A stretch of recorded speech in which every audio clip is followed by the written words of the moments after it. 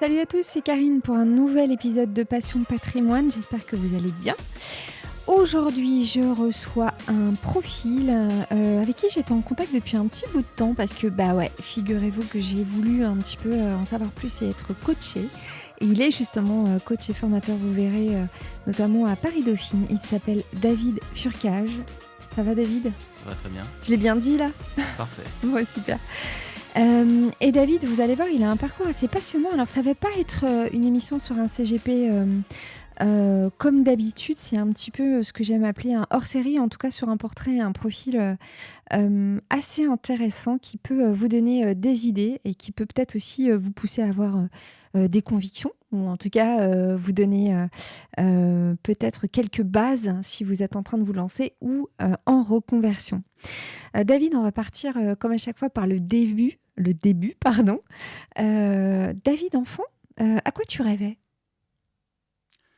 Je rêvais dès les débuts ça va paraître un peu bizarre, mais c'est vraiment vrai, de salle de marché, d'acheter et de vendre. Et ça a commencé assez tôt en réalité, puisque mon père était boursicoteur. Ouais. Et m'emmenait en balade autour de la bourse et de la rue Vivienne quasiment tous les mercredis. Ouais. Là où s'achètent et se vendaient alors des pièces d'or, là où on discutait bourse. Et très rapidement, donc j'ai baigné dans ce milieu, je dirais.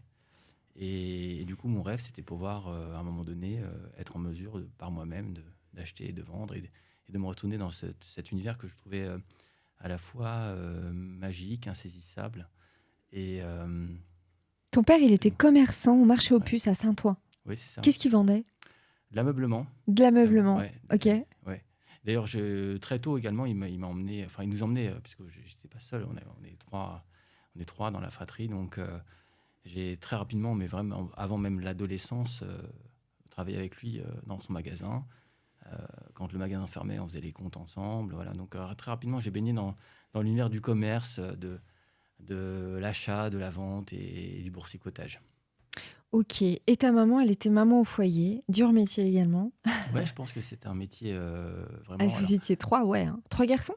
Non, deux garçons et une fille. 2 garçons et une fille, ok. Ouais. Oui, c'est un vrai travail, alors qui n'est pas valorisé ou valorisant, et pour autant qui est extrêmement important. Et en tout cas, je pense que ce qu'elle l'a fait, elle l'a bien fait. Tu penses que ton père, il avait une conscience déjà économique, il a voulu t'éveiller à des choses, ou c'est juste que lui, il était dans son trip de commerçant et du coup, t'as été un petit peu influencé ? Ah, j'étais complètement, oui, influencé. Et puis, effectivement, il avait une conscience économique, puisque au-delà de son boursicotage, il parlait de la politique monétaire aux États-Unis, de ce qui se passe entre différentes zones à travers le monde, d'un point de vue purement taux d'intérêt, taux de change, etc. etc. Ouais. Donc, en fait, tu as été imprégné de ça très jeune. Mm. Et puis, à 12-13 ans, tu m'as dit que tu avais déjà un compte bancaire. C'est pas commun, ça ? Alors, j'avais un compte, et effectivement, à un moment donné, à la rue Vivienne, j'ai acheté des pièces d'argent. À l'époque, il y avait des pièces de 50 francs en argent. Et je crois d'ailleurs que je les ai retrouvées récemment en fouillant un peu dans la maison. Dans la maison. Et voilà, donc c'est un peu... aujourd'hui, j'ai retrouvé ces vestiges qui dataient d'une époque où j'ai commencé à sentir une certaine passion à l'égard des marchés et de l'achat-vente d'actifs. Mais c'est quoi qui te séduisait tant, qui te captivait tant dans les marchés ? Parce que, excuse-moi, mais à l'époque, il n'y avait aucune chaîne business. Il n'y avait pas tant d'images que ça. En tout cas, pas tant d'infos sur les marchés boursiers. Donc, comment déjà est-ce que tu t'instruisais ? Comment tu t'y intéressais ? Par quel biais ? Par quel média ? Effectivement, à l'époque, il n'y avait pas énormément de canaux, pardon, pour s'intéresser à tout ça. Mais mon père était le canal, en réalité. Puisque au jour le jour et d'une semaine sur l'autre, il parlait de commerce, de bourse, de taux d'intérêt, de taux de change. Donc mon père était le canal. Un peu, c'était le BFM de la maison.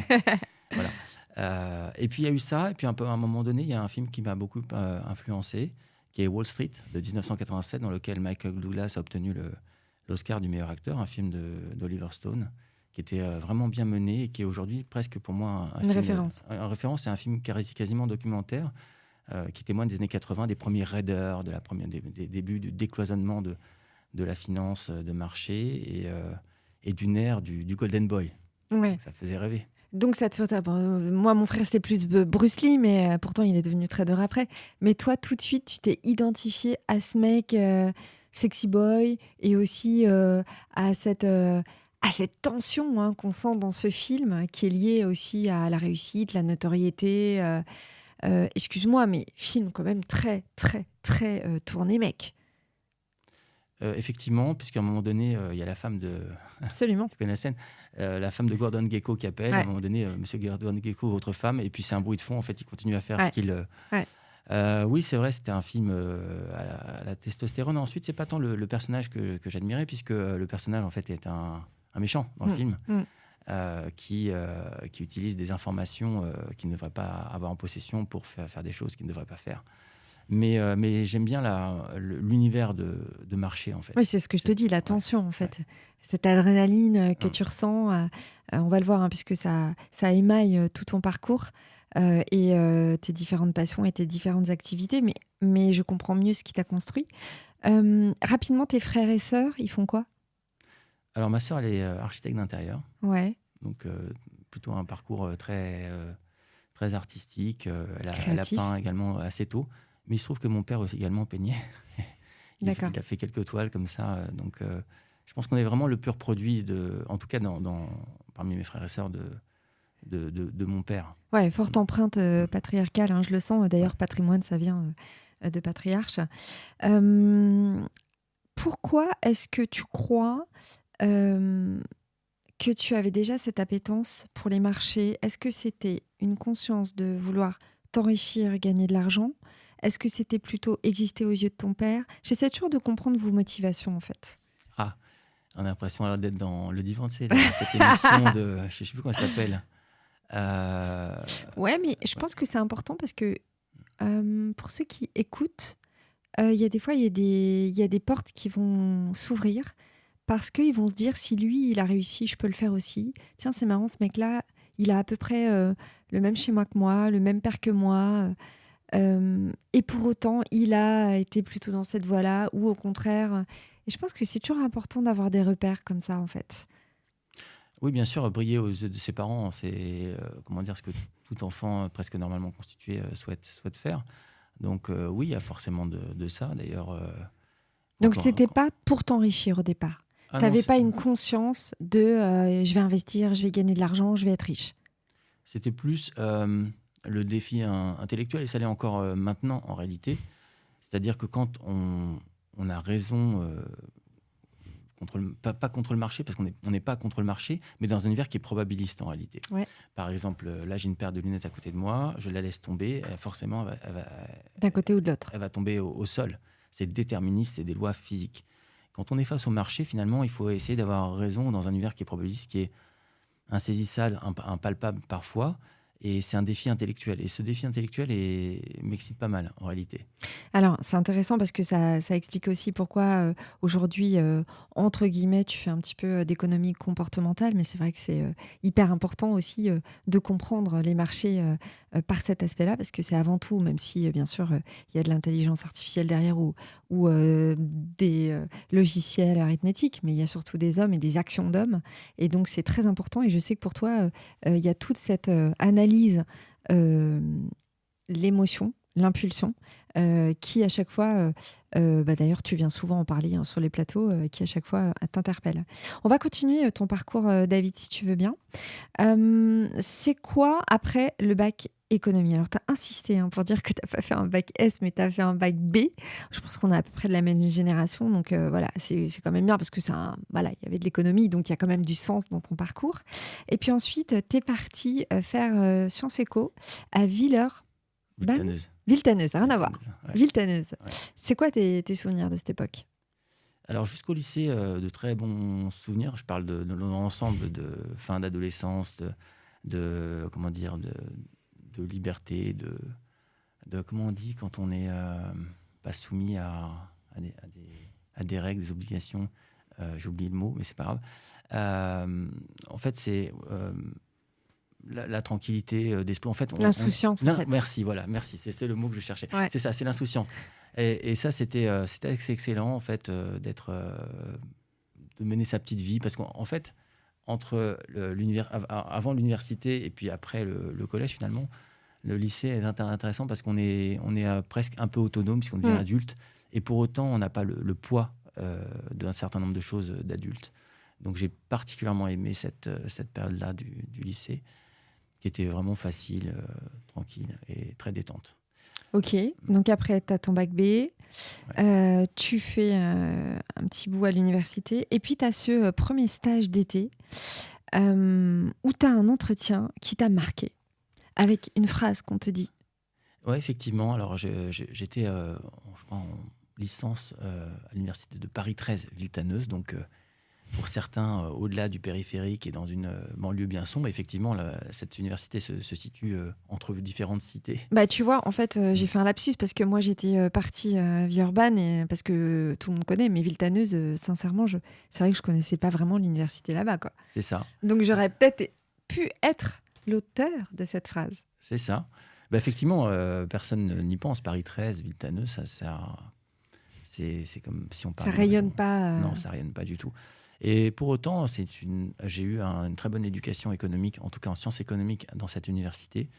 J'ai trouvé les programmes intenses et très intéressants.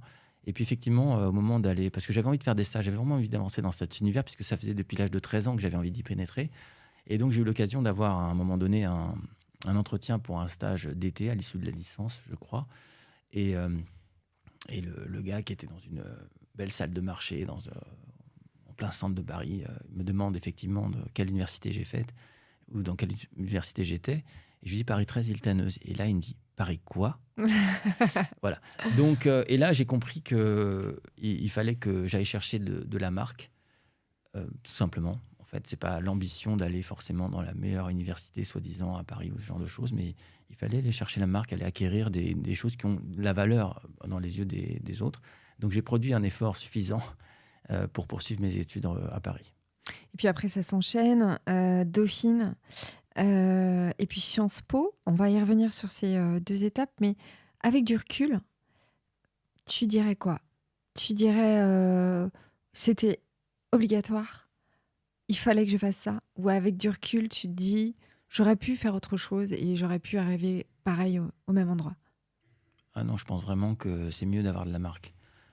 C'est juste une question de perception. Nous avons parlé tout à l'heure d'économie comportementale. La perception, en fait, est très, très importante. On est vraiment dans un monde où on parle d'intelligence artificielle, etc. Mais in fine, lorsqu'on va se présenter à quelqu'un pour un travail, lorsque quelqu'un nous voit pour la première fois entrer, passer une porte, il nous juge, il nous jauge, parfois il nous tutoise.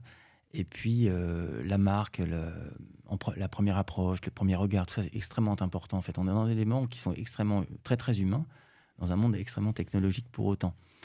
Et oui, effectivement, heureusement que je suis allé chercher ces marques parce qu'elles vous suivent toute une vie. La preuve, c'est qu'aujourd'hui, j'ai l'âge que j'ai. Donc, bien après ces études, on en parle encore et on demande finalement qu'est-ce que tu as fait à l'issue de tes études. Et puis, bon, voilà, j'ai fait ça, ça ou ça. Voilà. Donc, ça reste. Quel souvenir tu as de Sciences Po? Pas beaucoup de souvenirs. Si ce n'est, si j'ai un bon souvenir, c'est la rue Saint-Guillaume, forcément, en Sciences Po. Et puis, donc, métro Saint-Germain-des-Prés. Donc, le meilleur souvenir que je garde de Sciences Po, c'est lorsque je passais le métro, que je sortais du métro, et que je me payais une très bonne crêpe au Nutella. En sortant, il y a toujours je ne sais pas si tu vois ce que je veux dire, mais à la sortie de métro, il y a depuis toujours un stand de crêpes, de gaufres au Nutella. Donc, à l'issue des cours où on est allant, je me rendais là-bas. Mais à part c'est bizarre ça, ce contraste. Tu fais Sciences Po et en fait, ce que tu retiens, c'est la simplicité, quoi. Oui, c'est ça. C'est le parcours et la crêpe. C'est ça. Parce qu'en fait, Sciences Po, c'est beaucoup... Bon, je ne vais pas cracher dans la soupe, mais c'est beaucoup de littérature en réalité. On ne met pas franchement les... Enfin, ça dépend de la formation. Beaucoup ensuite, de théorie, beaucoup de cadres aussi, non? De cadres, c'est-à-dire? Je sais pas, moi, la vision que j'ai, c'est quelque chose de très cadré. Ça peut expliquer aussi ton côté après militaire, non? Alors, Sciences Po, c'est quand même très international. Ouais. Ça, c'est très intéressant. On rencontre vraiment des gens du monde entier. Et puis, il y a une... Alors, c'est peut-être cadré, je n'ai pas trop cette perception, mais il y a une forte liberté de penser et d'être critique. Ok. Quand même, qui est assez développée, c'est quand même l'idée. Et ça encore, c'était assez intéressant. Mais d'un point de vue de la science économique, je pense que Paris 13 était plus intéressant. Et puis, tu deviens en 98 courtier institutionnel, spécialisé de la dette française. J'ai envie de te dire, mais qu'est-ce que tu as foutu durant toutes ces années, vu le niveau de la dette française et les emprunts? Non, mais c'est une joke, hein. Mais c'est vrai qu'on se dit, est-ce que c'était vraiment l'univers dans lequel tu voulais aller? Le courtage? Ouais. Alors, le courtage, c'est assez intéressant parce que c'est vraiment le cœur où se forment en fait les prix sur les marchés financiers. C'est chez le courtier. C'est là où se rencontrent l'offre et la demande. Et quand il est institutionnel, c'est-à-dire qu'on voit des gros montants, des grosses tailles, des gros intérêts, ben on est vraiment au centre de quelque chose. Et là, vraiment, j'étais pour le coup, un peu comme aux échecs, j'étais dans la case où j'avais voulu être depuis pas mal de temps. Mais à l'époque, en 98, est-ce que les États s'endettaient autant? Est-ce que les banques prêtaient autant et à quel taux? Ah, alors les taux, je ne me rappelle plus vraiment, mais j'ai connu l'époque avant l'euro, donc avec une prédominance du mark et une politique monétaire très orthodoxe. Et puis, il y avait tous les pays périphériques qui s'arrimaient à cela. Et effectivement, il y avait des mini-chocs, des mini-crises au cours des années 90 qui étaient très intéressantes du point de vue... Je parle de choc de taux d'intérêt. Ouais. Et si, il y avait quand même des choses très intéressantes. Et il y avait de l'endettement. Et l'État français était et est encore une bonne marque en matière de... Ah, c'est sûr, consommation. Voilà. En matière d'endettement, j'entends. Oui, c'est ça. Consommation mais de qualité de la dette. Oui, parce que généralement, on se dit qu'ils s'endettent pour investir. Donc, tu vois ça aussi comme ça? Ou toi, quand tu parles de qualité de dette, qu'est-ce que tu entends par là? Voilà, ce qu'on appelle la notation, en réalité. Ouais. La notation, capacité AAA, à rembourser, enfin en tout cas être crédible. Et puis, tu as eu aussi cette expérience de Natexis, chez laquelle tu as fait, au sein de laquelle tu as fait un va-et-vient avec ton stage de fin d'année de Sciences Po. Bon, tu as enchaîné les stages, hein, tu m'as confié. Et puis ensuite, ton expérience en tant qu'économiste en salle de marché, où là, ça a été un peu la prémisse du David que tu es devenu, si je peux me permettre, même si on ne se connaît pas, mais où on sent qu'il y a une grande capacité analytique et une grande volonté de comprendre et d'aller creuser un peu les sujets. Oui, effectivement. D'ailleurs, ce que je n'ai pas dit précédemment, c'est que j'ai débuté à l'issue de Sciences Po un doctorat d'économie, que j'ai alors pas pu terminer parce que j'étais finalement directement dans la vie professionnelle. Mais effectivement, la nécessité, le besoin de creuser, de chercher et d'aller au plus loin dans certains points d'expertise. Et effectivement, d'un point de vue économique, c'était assez intéressant. J'ai commencé donc un doctorat d'économie. Pourquoi ? Parce que dans les années 90, j'avais été témoin, comme n'importe quel observateur, des chocs relatifs aux crises d'endettement des pays émergents. Et donc, j'ai commencé un doctorat d'économie en rapport à la manière dont s'endettent les pays émergents. Enfin, c'est pas toute la problématique, c'est pas le sujet ici de l'évoquer, mais j'avais besoin, compte tenu de ce que j'observais dans les années 90, de creuser sur ce sujet. Ok, donc du coup, si je peux me permettre, maintenant, enfin en tout cas, il y a quelques années, les pays émergents, c'était surtout là où on s'orientait pour les placements. Du coup, tu étais un peu aux prémices de tout ça. Tu l'as senti justement venir? Ou à l'époque, les pays émergents, c'était encore vraiment pas un endroit où on commençait à mettre des billes? Ah si, d'ailleurs, c'est ce qui a produit certaines crises, c'est-à-dire que justement, des pays assez riches, avec un excédent d'épargne, allaient se positionner dans certains pays émergents. Et ces pays émergents étaient, pour certains, fragiles, avaient des fragilités économiques. Et dès lors que ces fragilités surgissaient ou ressurgissaient, ces investissements se retiraient et puis produiraient des phénomènes de crise en chaîne que je ne vais pas raconter ici. Mais si, on était en plein dans cette problématique très, très, très, très intéressante. Il y a eu plusieurs crises, d'ailleurs, la crise de 94, la crise de 97, puis asiatique, 98, la crise russe. Donc, tout au long des années 90, il y avait beaucoup d'investissements qui se dirigeaient vers les pays émergents et qui, pour autant, étaient des pays fragiles. Et donc, mon sujet de thèse consistait à trouver une forme optimale de financement des pays émergents qui leur permettrait alors, même en cas de faiblesse, de conserver ces capitaux qui étaient des capitaux entrants. 2007, tu as une expérience à Londres, tu deviens courtier. Je redeviens. tu redeviens absolument. Et là, tu dimensionnes, là, pardon, un poste. En fait, c'est une création de poste, c'est ça? C'est ça, en fait, c'était plutôt en 2005, enfin sur la période 2005-2007, à l'issue d'un long moment en salle de marché chez Natixis. J'ai l'occasion d'être pris dans une salle de courtage institutionnelle à Londres. Alors, dans le courtage, il y a différentes formes de courtage. Pour le coup, j'étais vraiment dans un univers à Londres qui est vraiment compétitif, agressif, Ouais. dans lequel, d'ailleurs, ce courtage s'adressait à des hedge funds et des prop traders. Donc, on n'est pas dans du courtage lié à pour des asset managers où c'est tranquille, détendu, on va prendre une position. On n'est pas à 2 points près, ou 2 dollars près, ou 2 euros près. Non, la seconde est super importante. Et le temps de réaction aussi, l'exécution. Tu as été marqué d'ailleurs par cette expérience. Tu m'as raconté le départ d'un de tes collègues en 1 heure de temps. Et à l'époque, tu t'es dit, au final, est-ce que j'ai fait le bon choix, ce milieu-là? Est-ce que tu t'es posé ce genre de questions? Est-ce que tu t'es dit, est-ce que déjà ton caractère, parce que moi je te sens très hypersensible, peut-être que je me trompe, mais du coup, je me dis quand on est confronté à ça, voir son collègue qui se lève, qui est convoqué et bing, qui fait ses cartons dans l'heure, waouh, c'est huge, non? Ouais, mais c'est difficile, mais en même temps, c'est la loi. Soit on est comme il faut dans un poste, ou on ne l'est pas. Oui, mais tu m'as dit aussi, tu m'as confié qu'en France, les choses ne se passent pas comme ça quand même.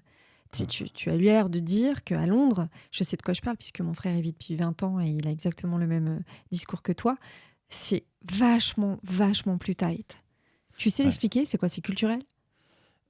C'est l'esprit anglo-saxon. C'est-à-dire que soit on est en mesure d'apporter une valeur ajoutée à son employeur, et son employeur, dans ce cas-là, paye bien et est super content. Et si c'est pas le cas,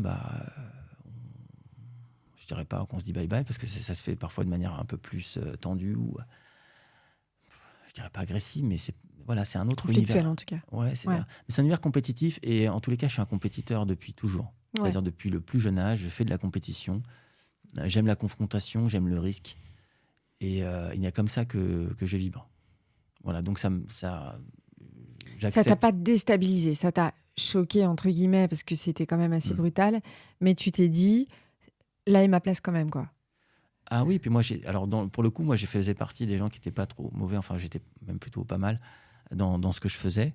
Et du coup, j'étais plutôt gratifié, etc. Et puis bon, si quelqu'un ne convient pas, ça aurait pu être moi, et voilà, c'est pas grave. Tu t'es dit, c'est le jeu. C'est le jeu, et ceux qui sont dans ce jeu-là l'acceptent également. C'est-à-dire celui qui est parti plus tard, je crois qu'il a retrouvé une place dans une banque institutionnelle à Dubaï.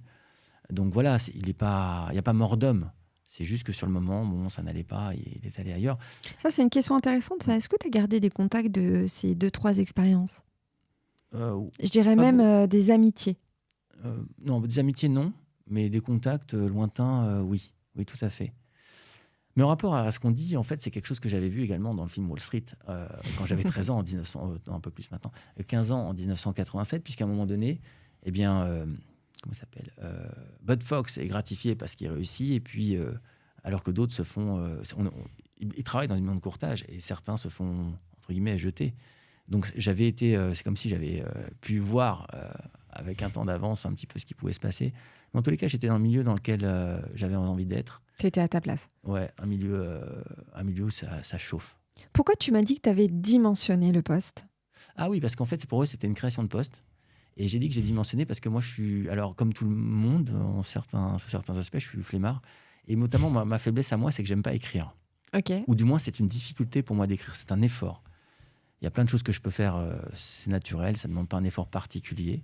Mais écrire, c'est un effort. Alors, je me suis débrouillé en tant que courtier, et j'avais un petit volet analyste également, que j'ai pas trop besoin d'écrire, et que finalement, en moins de 2, si je dois produire quelques petites choses, j'avais fait le design moi-même. Synthétique, quoi. Ouais, le plus synthétique possible, parce que je n'avais pas été dans l'effort de produire de la recherche écrite.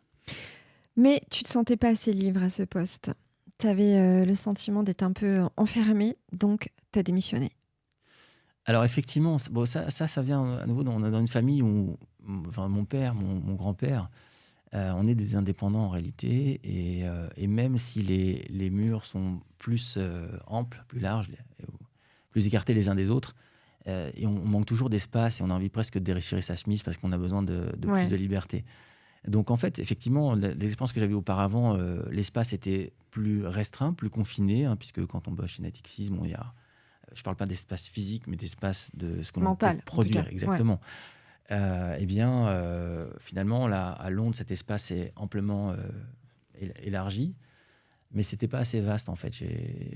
J'avais besoin vraiment de complète liberté. C'est vrai que j'avais envie de créer mes propres produits, mes propres réflexions, et sans le moindre mur, aussi loin pouvait-il être. Donc là, on arrive à 2011 où tu crées ta première boîte de consulting avec des clients que tu avais déjà. Oui, c'est-à-dire qu'à un moment donné, de Londres, en fait, j'avais une petite réputation. Et j'ai ramené quelques personnels qui m'ont suivi à ce titre. Et puis, tu as rencontré tes premiers associés. Comment on choisit ces premiers associés? Sur quoi on se base? Alors en fait, mon premier associé, et avec lequel je travaille encore, qui s'appelle Thomas, j'ai rencontré à l'université Paris-Dauphine quelques années précédemment. Et à l'université Paris-Dauphine, je donnais quelques cours de finance comportementale, de psychologie des marchés financiers. Et puis, on a eu un feeling un peu, tu sais, un associé, c'est comme un couple, c'est-à-dire tu vois un homme ou une femme, et puis il y a un feeling. C'est alchimique, quoi. Voilà, il y a une alchimie, il y a quelque chose qui se produit, d'impalpable, d'incompréhensible. Et c'est le mieux quand on rencontre un associé que ça se passe comme ça. Parce que finalement, tu sais que quand on s'associe avec quelqu'un, c'est un mariage à 99 ans dans les faits. Dans les papiers. Dans les papiers. Voilà, donc c'est un engagement. C'est pire qu'un vrai mariage, en fait. Oui, c'est pire qu'un vrai mariage. Et puis parfois, quand ça se passe mal, ça peut être aussi difficile qu'un divorce. Voilà, donc il y avait cette alchimie. Et puis, lui avait un côté à développer que moi, je ne possède pas. Et inversement pour lui. Donc, ça a bien matché. Et on est toujours en train de bosser ensemble. Donc, on s'est rencontrés à l'Université Paris-Dauphine. Il a fait un premier stage avec moi, justement, dans cette boîte de consulting. Et puis après, on a décidé de devenir partenaires d'égal à égal. Et depuis, on ne se quitte plus. C'est important, à chaque fois que je vous ai à mon micro, le réseau. Surtout quand on veut devenir indépendant, de s'entourer des bonnes personnes. Et souvent, vous me parlez justement d'alchimie ou de feeling. Alors, il y a des histoires, malheureusement, aussi que vous venez de me raconter où ça se passe mal et c'est douloureux aussi, puisque c'est un peu comme une histoire d'amitié ou une histoire d'amour. Mais je note que pour vous, c'est très important à chaque fois d'avoir vraiment la bonne personne au bon endroit. Cet associé, en ce moment, avec lui, tu es en train de travailler sur le montage d'un fonds de gestion d'actifs avec des intermédiaires. Tu es en train de travailler pour déterminer un business model. C'est un petit peu ton quotidien en ce moment? Oui, effectivement. En fait, avant de mettre au marché un fonds, c'est un peu comme n'importe quel produit industriel. Il y a toute une phase de structuration, structuration, régulation, de test, voilà, qui est immense. Et avant par exemple, si je suis concessionnaire de voiture, avant que la voiture n'arrive toute rutilante chez le concessionnaire, il y a tellement d'étapes qui sont des étapes extrêmement profondes, puisque dès lors qu'on touche à l'épargne, en réalité des individus, c'est extrêmement surveillé, régulé. Il faut vraiment montrer patte blanche tous les aspects. Et ça prend beaucoup, beaucoup, beaucoup de temps. Pourquoi tu n'es pas devenu CGP, en tout cas sur des produits un peu volatiles, crypto? J'ai l'impression que c'est un peu plus ton profil. Enfin, j'imagine aussi private equity, classe d'actifs différentes. Je te sens pas trop sur les assurances vie ou l'immobilier SCPI. Non, tu pas maîtrises du tout. Ça, ouais. Ok. C'est pas que je maîtrise. Alors, comme j'ai besoin d'action en fait, et d'action pas au sens de l'actif, mais j'ai besoin que ça palpite tous les jours et voir d'une minute sur l'autre ou d'un jour sur l'autre, et tout ce qui est pierre papier, je crois, c'est comme ça qu'on dit. Ouais. C'est pas péjoratif ce que je veux dire, mais c'est trop lent pour moi en fait. Non, mais tu aurais pu te spécialiser sur justement ces classes d'actifs que tu affectionnes. Il y a peu de CGP en fait qui vont sur ce biais-là en fait. Mais toi, non, t'es de l'autre partie en fait. Tu avais plus envie de monter un fonds et de travailler avec des CGP en fait. Oui, moi il faut que je sois à nouveau, c'est pas péjoratif ce que je veux dire, mais il faut que je sois aux manettes et au contact des marchés financiers, là où où ça bouillonne tout le temps. Mais du coup, tu es moins au contact de la clientèle. En direct, en fait, ça dépend comment on s'y prend. Oui, pour toi, la clientèle, c'est tes partenaires, en gros, ou tes fournisseurs, mais c'est pas les clients directs, les particuliers ou les entreprises. Donc pour toi, tu es quand même en contact avec des gens, quoi. Ça te suffit. Oui, mais je parle beaucoup à des particuliers en tous les cas, hein, Ah oui. quand j'ai produit en 2011, on avait fait un produit avec mon partenaire Thomas, qui s'adressait à des particuliers. Donc, on était en contact direct avec des particuliers. Ça peut être des boursicoteurs parfois, et je pense que je les connais très très bien. Et ça, t'aimes bien. J'aime bien discuter avec les gens, les découvrir. J'aime les gens en général. C'est vrai que dans cette partie-là des marchés financiers, il y a des gens qui ont beaucoup d'attentes, beaucoup de déceptions, et parfois j'ai l'impression d'être un peu psychologue. Hmm. Et c'est le cas d'ailleurs, hein. Parce que quand quelqu'un vient vous dire j'arrive à ouvrir une position, mais j'arrive pas à la fermer, je sais pas pourquoi. Et puis quand on creuse et qu'on rentre dans un job un peu d'inspecteur psychologique, on se rend compte que la personne n'arrive pas à faire face à ses propres biais cognitifs ou n'en a pas conscience. Et on entre dans quelque chose qui ressemble à un remède pour lui ouvrir les voies vers d'autres choses, faire prendre conscience, un peu comme le psychologue, de faire prendre conscience que c'est là qu'il y a un problème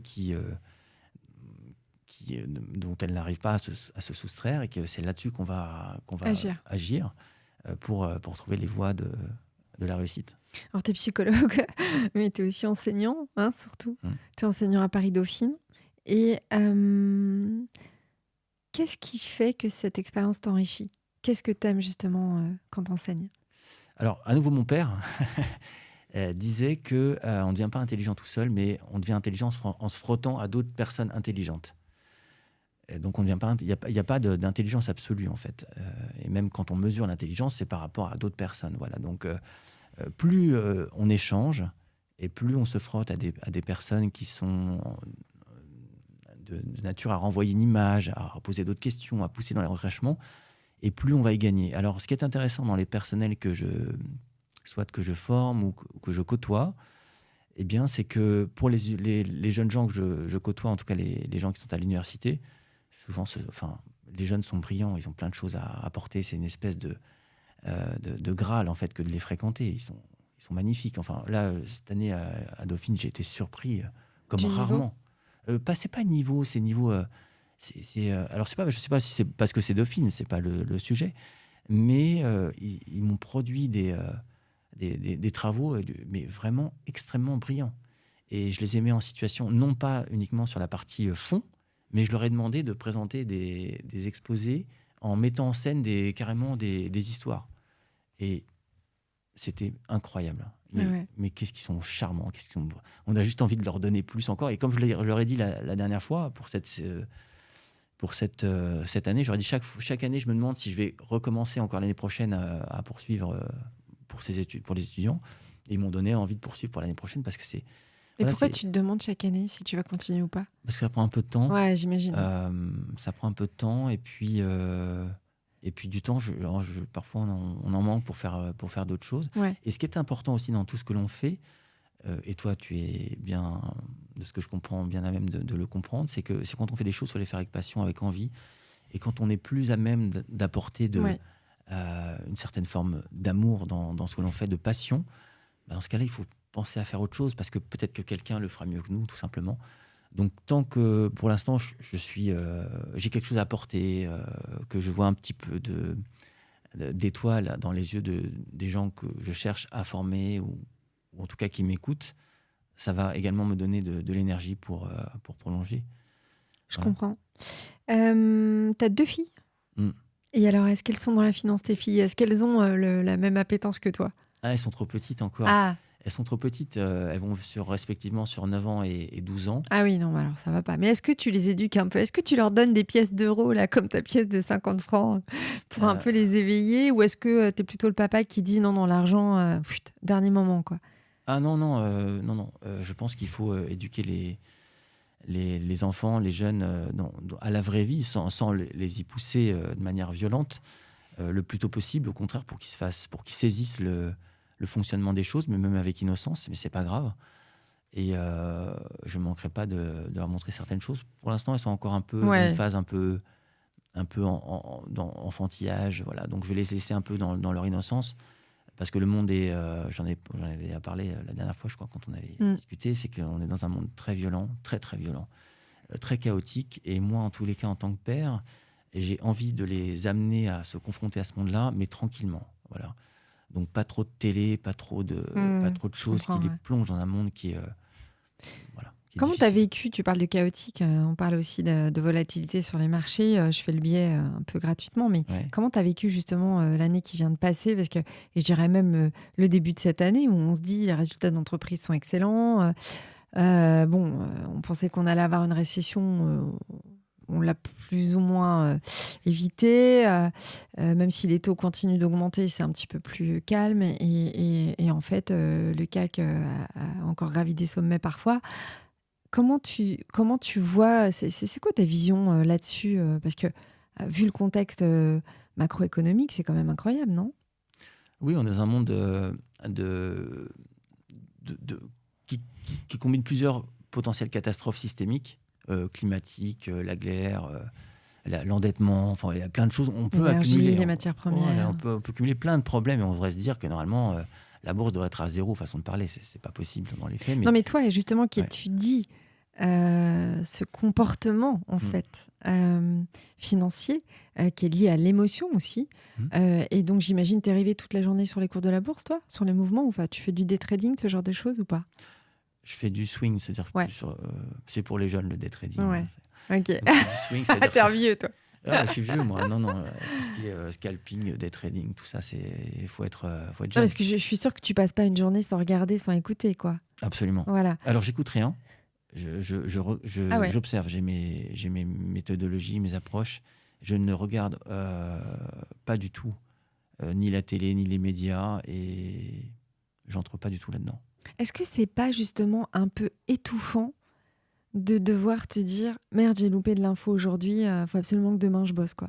Est-ce que tu es dans ce schéma-là un peu aliénant ou pas?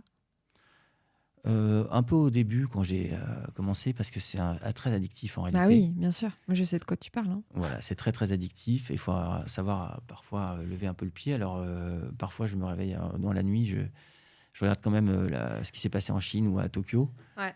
quand même par réflexe. Mais c'est de très mauvais réflexes, hein. C'est très très mal. Attention, faut que les auditeurs ne prennent pas du tout ce chemin.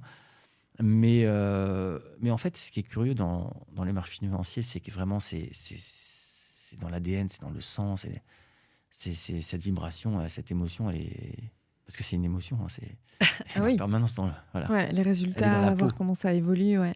Et à titre privé, tu as fait des investissements, toi, ou pas? Ou tu passes justement par un CGP ou une banque, Ah presque? non, je passe par personne. Ouais. Tu fais Euh, tout seul. oui, tout seul, absolument. Euh, parce que j'ai les compétences déjà, et en aucun cas je vais passer par une banque ou que sais-je pour. Mais tu as les compétences aussi en termes de fiscalité, de légalité, juridique, comptable. Tu Non, as pas ce du. truc à 360 degrés qu'un Ah non, CGP pas du ou... tout, Ouais, pas du tout. donc c'est un peu C'est-à-dire- risqué quand même. non, mais en fait, je sais où placer, où positionner. Toute la partie fiscale etc. Et pour moi, est pas. À nouveau, c'est trop lent, comme je disais tout à l'heure, sans être absolument péjoratif du tout, hein. C'est-à-dire chacun ses métiers, chacun ses passions. Il y a pas de. Je discute pas Ouais, la là-dessus. partie fiscale, c'est toi qui fais ta déclaration? Ah bah ouais, quand même. Bah, je sais pas, moi j'ai un comptable. Ah, Bah ouais, mais je suis tellement nulle.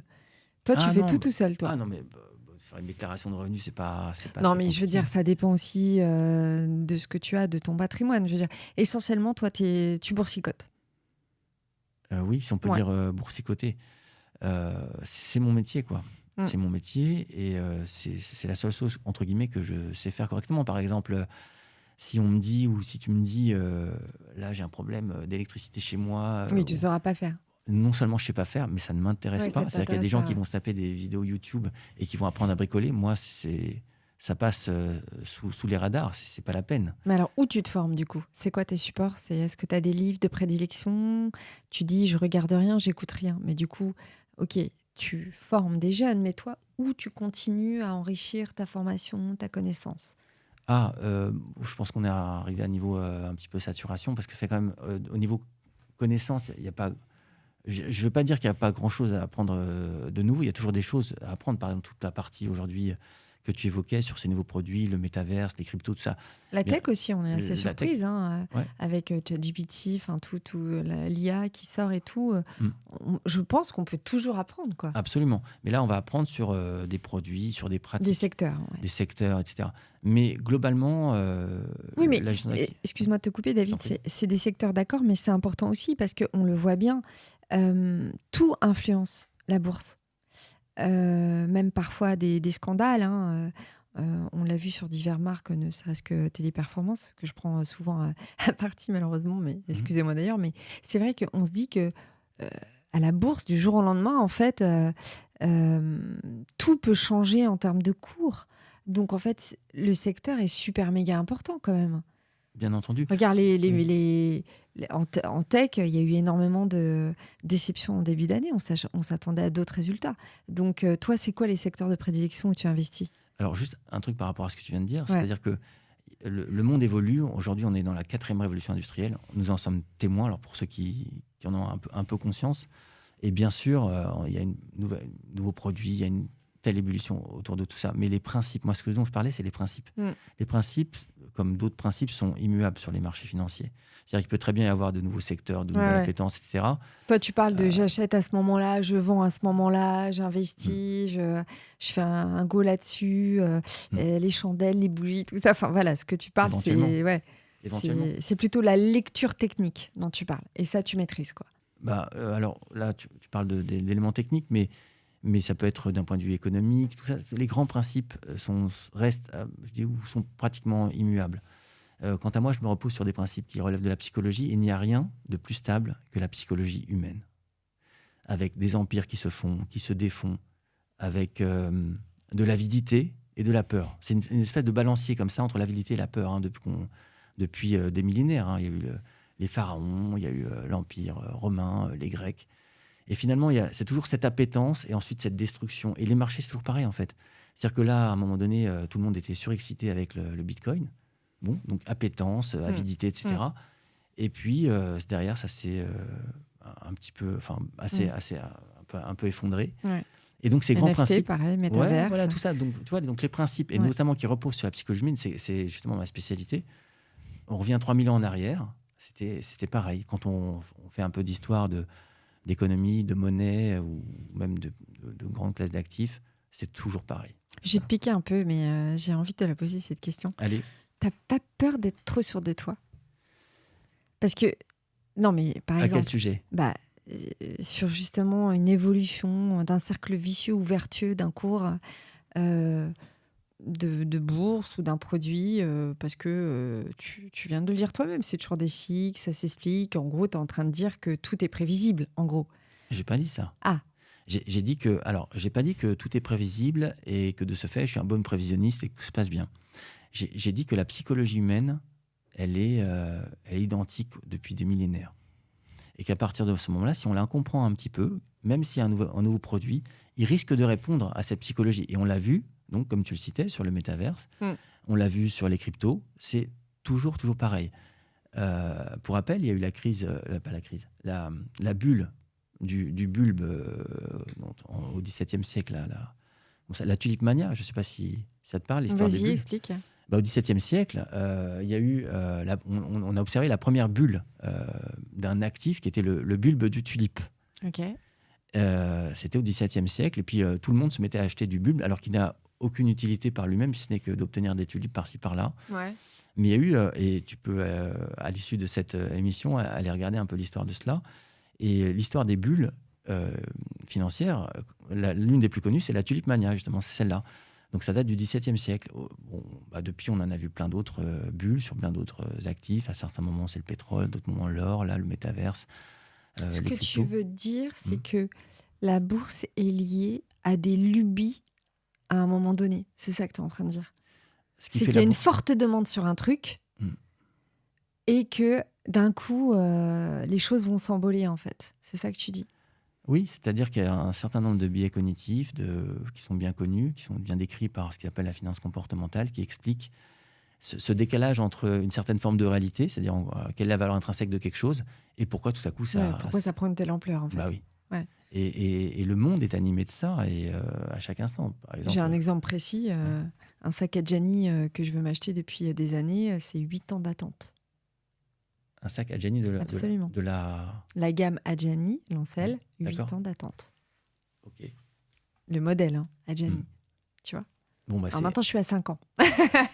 Bah, on est d'accord fou, quoi. que c'est pas forcément rationnel. Absolument. Bon, et ben, ce que je suis en train de dire simplement, c'est que, par exemple, quand on enseigne la finance à l'université, on parle de l'homo economicus, c'est-à-dire un agent rationnel qui est capable d'utiliser une infinité d'informations et dont il va extraire par calcul son optimum de satisfaction. Bon, en fait, en finance comportementale, on dit que cet homo economicus n'existe pas. L'homme n'est pas rationnel, il est normal. Normal, c'est-à-dire sujet à biais cognitifs, à peur, à excès de confiance ou de défiance. Et la bourse fonctionne sur là-dessus, en fait. Comme tu l'évoques, il y a tellement de risques majeurs à travers le monde. Et finalement, la bourse, maintenant, a bien monté. C'est curieux, non? Ouais. Donc, en gros, tu te définirais quoi? Comme asset manager? C'est quoi ton statut, ton rôle? Oui, c'est ça. Asset manager. Asset manager. Est-ce que tu peux nous parler vite fait, parce qu'on arrive au terme de l'émission, de ce fonds que tu es en train de monter? Est-ce qu'on peut avoir 2-3 petites infos? Oui, donc avec Thomas, on travaille sur l'élaboration d'un fonds basé justement sur ce qu'on appelle la psychologie mathématique, c'est-à-dire mettre en mathématiques ces comportements dont on a parlé tout à l'heure, donc qu'on a évoqué, et à partir d'un algorithme qui capte justement cette amélioration ou cette détérioration des émotions vis-à-vis du marché, va composer un portefeuille. Donc c'est au-delà de toute forme d'analyse fondamentale ou autre, on ne regarde pas du tout ni les résultats des sociétés, ni les éléments d'ordre macroéconomique, qui sont d'ailleurs pas en lien avec l'évolution des marchés, donc pas pertinent pour nous, en tout cas pour l'expérience qu'on en a. Et à ce titre, voilà, ça compose des portefeuilles, ça arbitre en fonction des émotions du marché, la manière dont elles évoluent et du cycle dans lequel elles se situent. Tu peux me donner un exemple? C'est-à-dire? Que je comprenne mieux, en fait. Un exemple concret, par exemple. Oui, bien sûr. En fait, ce qui se passe, c'est qu'il est bien documenté qu'il y a ce qu'on appelle le cycle des émotions du marché. Ouais. Donc, ça forme un cycle, une sorte de sinusoïde.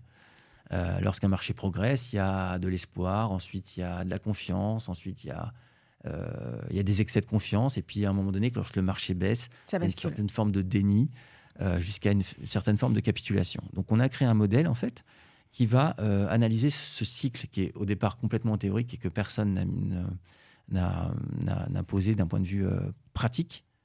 Normalement, si tu tapes cycle des émotions du marché sur Internet, tu vas tomber sur une sinusoïdale avec des émotions particulières à chaque instant. Mais comment on met ça, comment on orchestre ça dans la réalité? Donc nous, c'est ce qu'on a fait en réalité. Et on a un algorithme qui détermine la dynamique des émotions du marché et les cycles dans lesquels on se situe sur une infinité d'actifs, notamment les actions du SP500, donc les 500 titres du SP500. Et on va voir dans ce qui s'améliore, on va se positionner dedans. Et lorsque les émotions se détériorent, on sort de position. Pourquoi tu as été sur les indices américains? Alors c'est là, parce que c'est là où se cristallisent les émotions majeures à l'échelle mondiale. C'est-à-dire qu'on aille voir un Saoudien, un Russe, un Chinois ou un Japonais, Tesla, ça parle pour tout le monde. Ou Apple, voilà. En revanche, Michelin, un peu moins. Voilà. Donc, ce qui est intéressant, c'est que les émotions sont extrêmes sur les marchés américains. Et donc, les excès qui nous intéressent de percevoir, y figurent particulièrement. Dernière question, David. Qui pique ou qui pique pas? Non, qui pique pas. D'accord. Non, mais je suis toujours curieuse de savoir pourquoi on appelle sa société comme ça. Pourquoi Highways Capital? Highwave, pardon. Highwave. Il n'y a pas de S? Non, Highwave. Highwave. Alors, Highwave, en fait, c'était l'idée à l'époque de prendre de la hauteur sur une vibration qu'est le marché.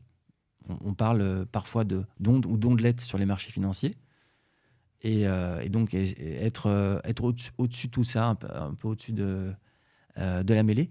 Et puis, c'est un côté fun aussi. C'est-à-dire que il y a beaucoup de boîtes qui s'appellent, qui utilisent des noms de guerriers, Athéna Capital ou genre de choses. Et j'aime bien à nouveau, puisque j'ai le choix maintenant de faire ce que je veux, enfin depuis certaines années, d'avoir un style décalé. Et ce style décalé, j'ai envie qu'on le retrouve dans la marque également. C'est-à-dire iWave, ça pourrait être une marque de surf. Et ça, j'aime bien. On n'a pas parlé de ton côté militaire en une phrase. Oui, alors j'ai aussi... j'ai eu envie de comprendre les relations internationales via la macroéconomie, l'économie qui, en réalité, transpire tout ce qui est l'intérêt des nations et qui peut susciter leur confrontation. Et il y a un autre volet qui est le volet puissance militaire, stratégie. Et ce volet-là, j'ai eu envie de mettre les mains dans le cambouis. Donc, je suis effectivement officier de réserve. Et ce qui me donne l'occasion de comprendre un peu mieux ce monde-là. Comme je l'ai dit, hein, j'ai voulu comprendre mieux l'économie. Je suis allé débuter un doctorat. Je crois que pour comprendre n'importe quoi, il faut vraiment accorder du temps, de la passion. Et à ce titre, moi, j'ai voulu comprendre un petit peu cette partie de la confrontation entre les nations. Et j'y accorde pas mal de temps, en réalité. Hein. Ouais. Et du coup, ça peut aussi te donner des billes sur la compréhension parfois des marchés et l'interaction, notamment là, des conflits, des crises, sur la volatilité. Donc, je dirais la boucle est bouclée, quoi. Alors là, pour le coup, comme tu l'as vu, il y a des bruits de bottes, plus que des bruits de bottes en fait. Hein. Et pour autant, les marchés caracolent plus haut. Et ce qui était intéressant d'observer d'ailleurs, c'est que le marché n'en tient absolument pas compte. En fait, on a l'impression que le marché est un peu dans le... Oui, c'est ironique presque. C'est en fait comme s'il était au-dessus de tout ça. C'est très drôle en fait. Mais bon, ça peut pas durer longtemps tout ça. Alors, les émotions peuvent perdurer pas mal de temps en réalité. Hein. Ouais. 25 secondes normalement, une émotion. 25 secondes ? Ouais. Selon quelle Une émotion, surtout quand tu travailles, tu vois, la gestion du stress et de l'angoisse, c'est 25 secondes. Ah, moi j'ai l'impression que sur les marchés, les cycles sont un peu plus longs et que les émotions... Tu peux avoir plusieurs cycles. Mais l'émotion, je t'invite à tester, j'invite tout le monde là qui m'écoute à tester. Je sais pas, moi j'essaye un peu de gérer parfois mes angoisses. Et ben c'est 25 secondes. Alors ça peut revenir, mais c'est vraiment une petite vague comme ça, de 25-30 secondes, ouais. D'accord, écoute, il faudrait que tu regardes comment ça se matérialise sur un tracé, une courbe sur les marchés, ça peut être intéressant. Oui, effectivement, ouais. Oui, ok, tu me donneras tu me feras la revue de littérature là-dessus. Moi, ça m'intéresse. J'aime beaucoup lire. En tout cas, là, ce que je pense également, c'est qu'il faut savoir donner. Ça, c'est très important. Donner à des jeunes quelque chose, une idée, une envie, un intérêt. Ce qui manque beaucoup actuellement, c'est l'esprit critique. Et ça, c'est très, très grave. C'est-à-dire qu'on est noyé dans un flot d'informations qui nous empêche de pousser le propos, de réfléchir. Il y a beaucoup de prêt-à-penser et tout ça, c'est extrêmement grave en réalité. Hein. D'ailleurs, je lis en ce moment un bouquin qui s'appelle qui est lié au cognitif justement, qui explique ça justement, ce trop-plein d'informations qui nous empêche de réfléchir et d'organiser une critique qui peut être une critique constructive. Et s'il y a quelque chose à donner, en tous les cas, aux jeunes, ou aux moins jeunes, peut-être, je ne sais pas, c'est cet intérêt pour la lecture, la recherche et cette capacité à s'autocritiquer, voire à critiquer ce qui nous entoure. Ça ne veut pas dire qu'on ne va pas regarder son portable, jouer bêtement, ou regarder Instagram ou TikTok. Ce n'est pas ça que je veux dire, mais sortir, en fait, comme on dit en anglais, think out of the box, et être en mesure de construire sa propre pensée et d'interagir avec le monde. C'était David Furcage, j'ai bien dit encore. C'est ça, parfait. Au micro de Passion Patrimoine. C'était vraiment super, David. On a vraiment découvert un parcours et un destin assez hors norme, je peux te le dire. Et alors, évidemment, tu n'es pas CGP, mais du coup, les CGP travaillent avec des profils comme toi. Et c'était assez intéressant d'avoir un asset manager. J'en avais eu un en tout début, Stéphane Vautron, qui maintenant a quitté JP Morgan et qui est parti vers d'autres aventures. Mais du coup, vous avez des profils assez différents. Et là, on comprend aussi toute la genèse et toute la passion aussi qu'ont les assets. Mais on comprend aussi vraiment la grande différence entre les deux métiers. Merci David d'avoir été avec moi. Merci Karine. Tant qu'à vous, je vous remercie aussi d'écouter de plus en plus nombreux mon podcast et je vous dis à très bientôt pour un nouvel épisode de Passion Pâte. Ciao ciao.